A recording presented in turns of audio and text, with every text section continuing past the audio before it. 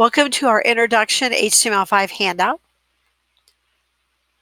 We are looking at the web page and their natural habitat. We know that web pages contain text. They can contain graphics, forms, audios, videos, and interactive games. The web page is constructed by using HTML, which is hypertext markup language. HTML was developed in the 1980s, and then the W3C Worldwide Consortium school took over describing web pages.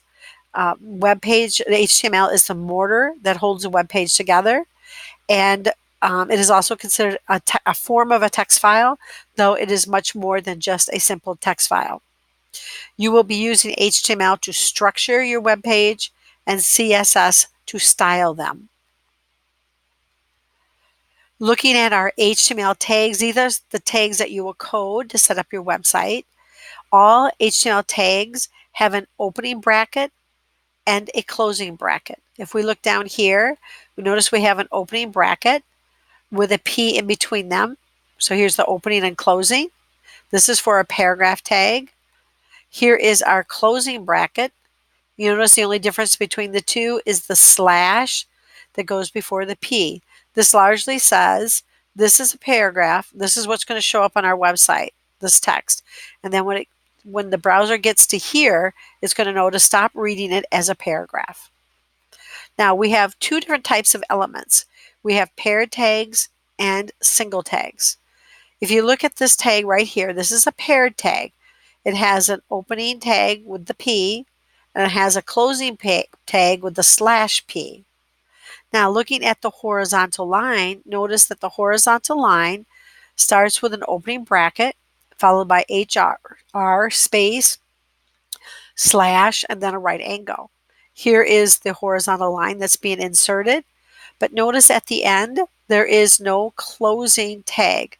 Up here we had a closing tag. We don't when we use the single tag. The reason is paired tags are prescribed for text. The horizontal tag is not text, it's a line, just like an image is a line and the break tag is a line. So the single tag does not have a closing HR tag. When you're writing code, do not use capital letters. When you do research on the internet, you will find some web designers will be using all caps. That is not appropriate, and it does not follow the guidelines established by the W3C school, which is the prescriber of HTML and CSS. All web pages have a basic shell called HTML shell. If we look at this example, you're going to see that the first line always starts with a doc type. And notice here is one of our exceptions. Doc type is one word and in all caps, followed by a space and then undercase HTML. We have our paired tag and our head tag, line 3 and number 7. That's a paired tag. Number 5, title, closing title tag, that is a paired tag. We have our body, and then we have our closing body tag. That's 9 and 13 are paired tags. 11 has the paragraph tag and the closing paragraph tag, so we know that's a paired tag. 15 is a paired tag because it's going up here with your doc type. The difference in the head tag is the head tag provides information for the browser to read. The body tag, which you put between the body tag, is what's going to actually be displayed on your website. Now, looking at some shortcuts that computer gurus use, we want to look at the flag E.